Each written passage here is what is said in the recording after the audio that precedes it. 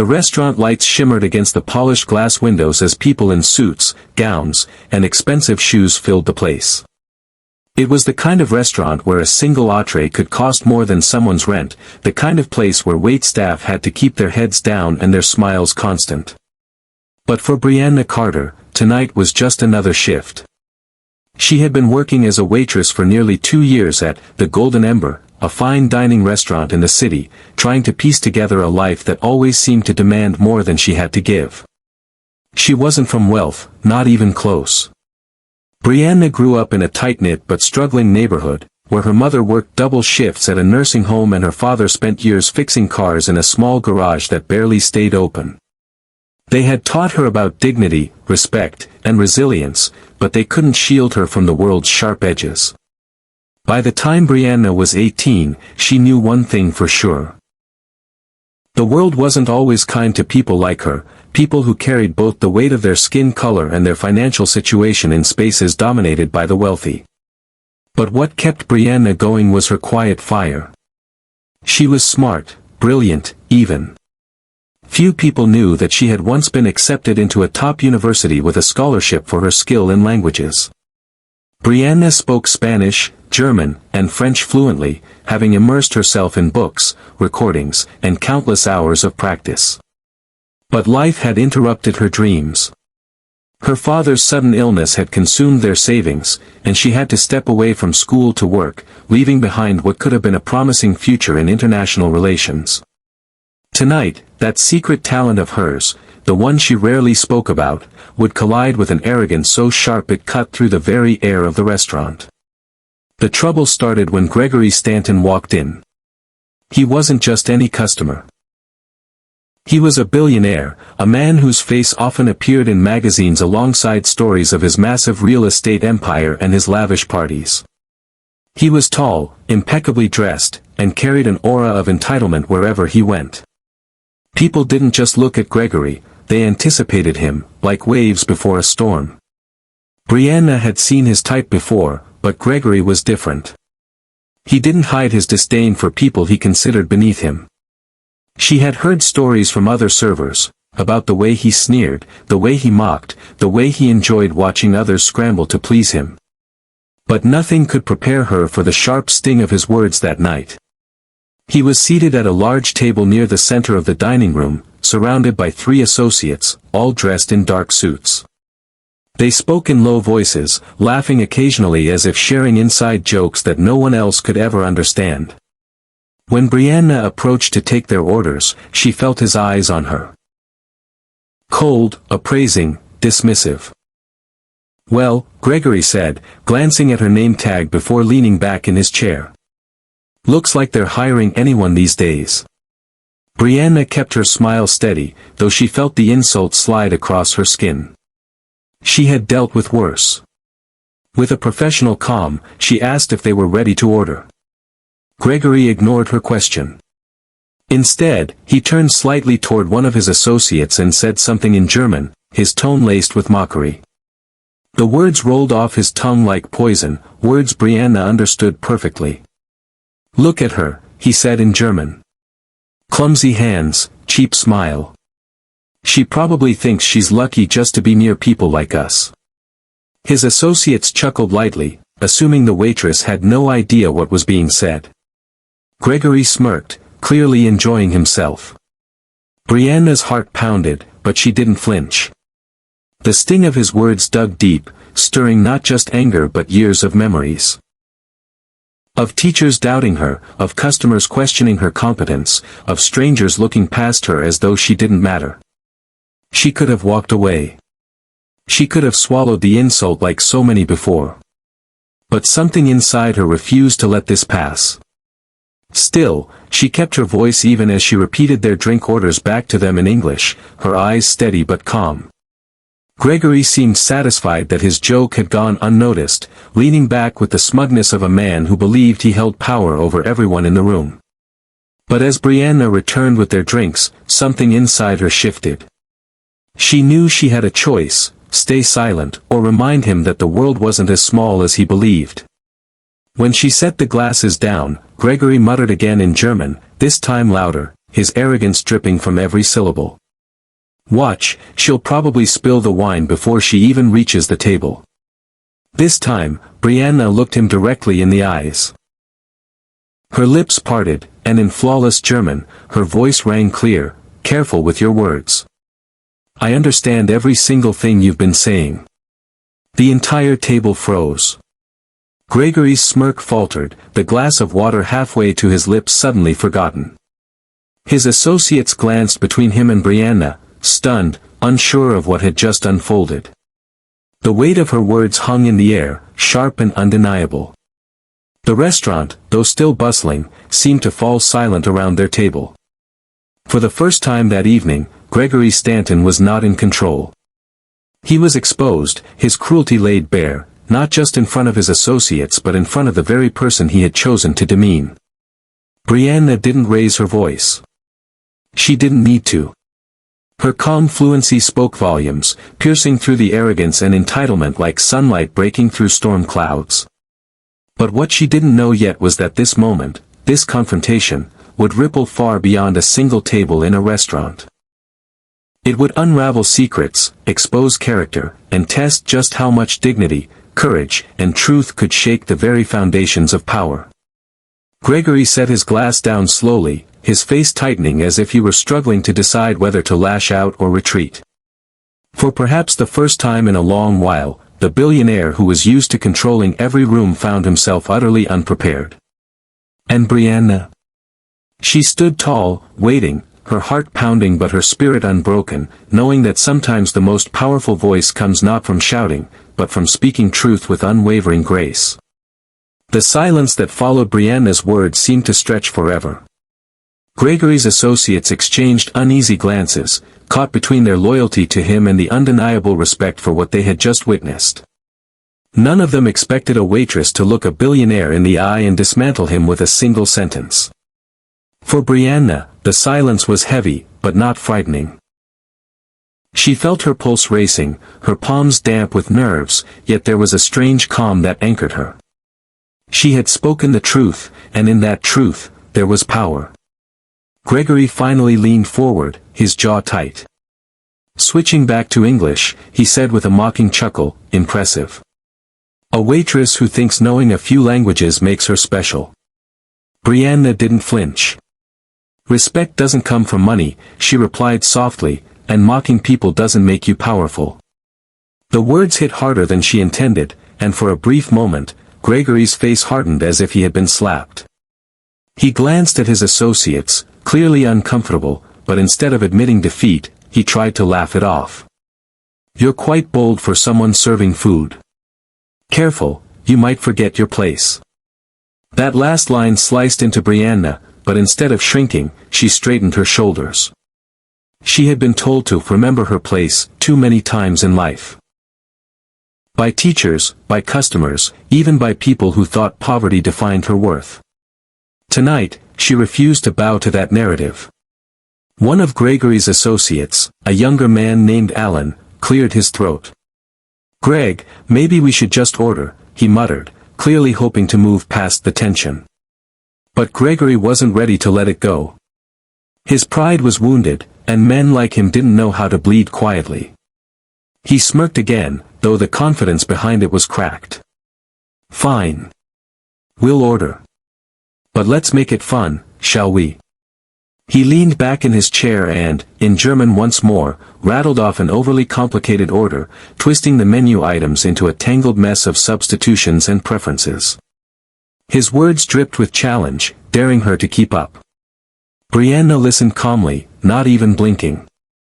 When he finished, she recited the entire order back to him in perfect German, matching his tone with a composure that made his associates shift uncomfortably in their seats. Then, switching to English, she added, "Would you like me to repeat that in French as well, just in case?"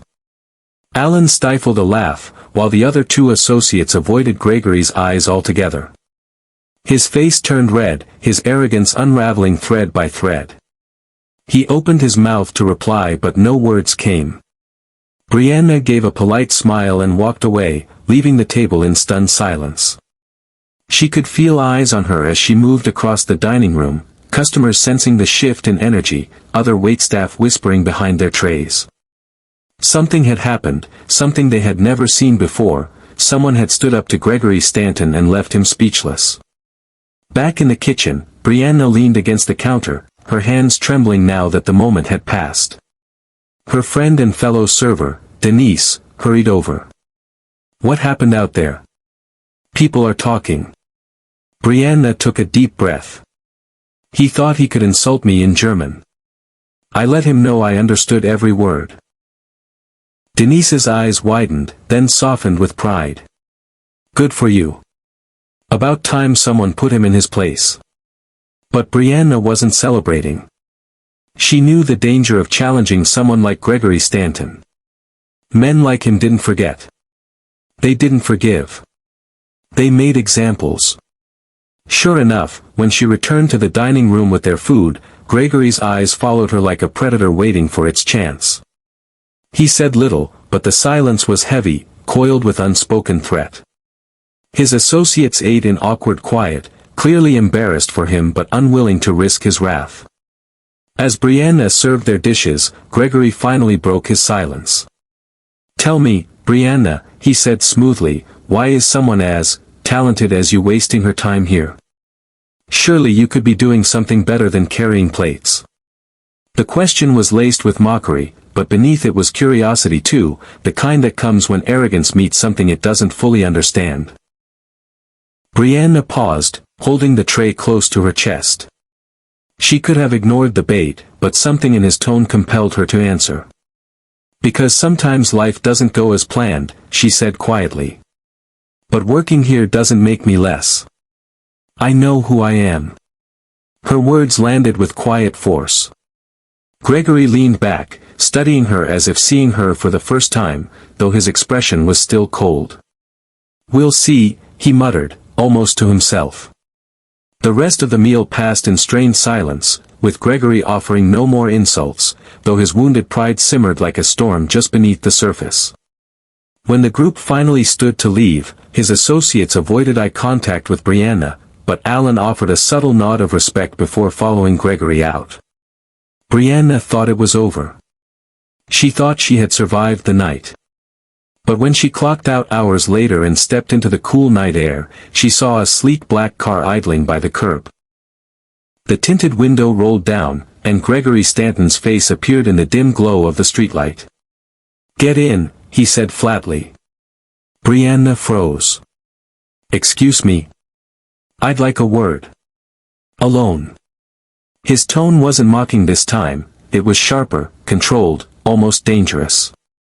Every instinct told her to walk away. But another voice whispered that this moment was bigger than fear, bigger than her. This was a test, a turning point. After a long pause, she stepped toward the car. As the door shut behind her, Brianna realized that the confrontation inside the restaurant had only been the beginning. What awaited her now would dig deeper than she could have imagined, into pride, power, and truths that could no longer be ignored. The leather interior of the car smelled of wealth, subtle cologne, polished seats, a faint trace of cigars. Brianna sat stiffly, her bag in her lap, every muscle taut with caution. Gregory sat opposite her, his posture relaxed, though his eyes betrayed something restless. For several moments, neither spoke. The hum of the engine filled the silence. Finally, Gregory turned to her. "You embarrassed me tonight," he said bluntly, his voice low. "In front of people who matter. Do you know what that means?" Brianna met his gaze. "I didn't embarrass you. You embarrassed yourself." The words were steady, deliberate, and Gregory blinked, as though he wasn't used to being spoken to that way.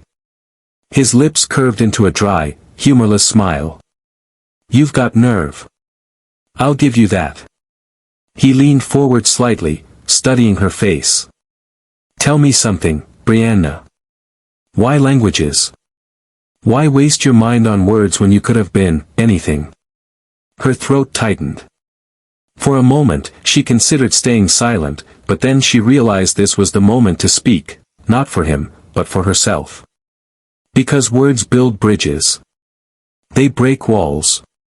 They let people understand each other.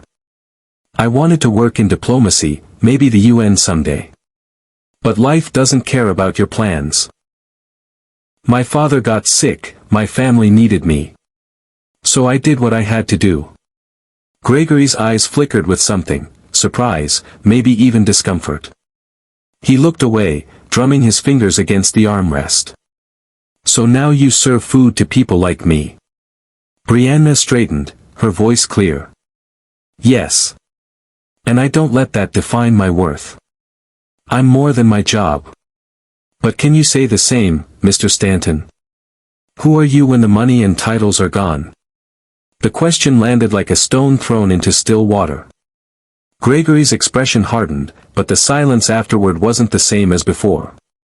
It was heavier, burdened with something unspoken. He finally broke it with a laugh, though it was brittle. You think you've got me figured out? You don't know anything about me. Then tell me, Brianna said quietly. The car slowed at a red light, casting them both in the glow of crimson. Gregory's jaw worked, as if he were fighting himself. Then, unexpectedly, the mask cracked. My father was a factory worker, he muttered, almost to himself. He broke his back so I wouldn't have to. And when I finally made it, when I had more money than I knew what to do with, I swore I'd never feel small again. I swore no one would ever laugh at me the way they laughed at him. Brianna's breath caught. She hadn't expected honesty. Not from him. But as he spoke, she saw it, the boy still hiding in the man, the boy who equated cruelty with strength because kindness once made him feel weak. You're not your father's pain, she said softly.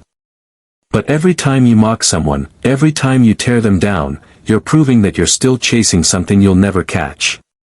Power isn't making people afraid of you. It's lifting them up.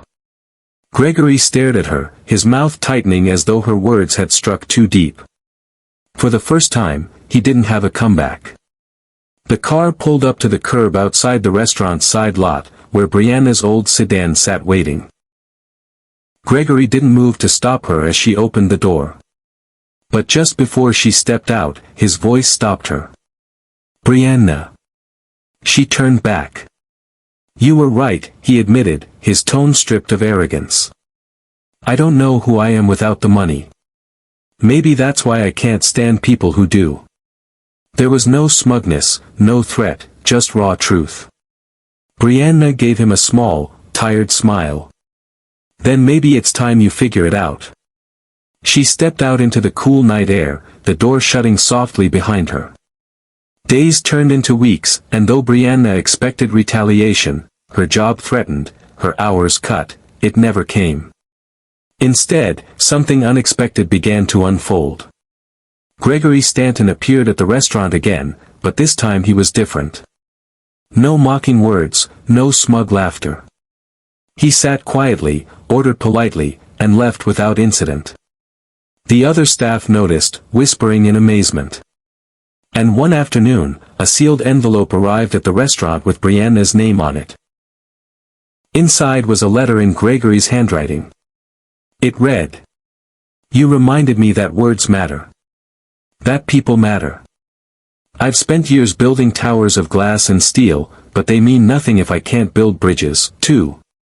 Enclosed is a scholarship fund in your name, to help students like you who had to walk away from their dreams. Consider it a first step.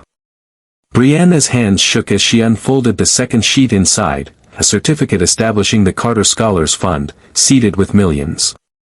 It wasn't just a gift. It was a statement. Tears stung her eyes. Not because of the money, but because, for once, someone like Gregory had chosen to use power to heal instead of harm. Months later, Brianna stood at a small ceremony where the first group of students received their scholarships. She spoke with the same steady grace she had shown that night in the restaurant. We are more than the labels placed on us, she told the crowd.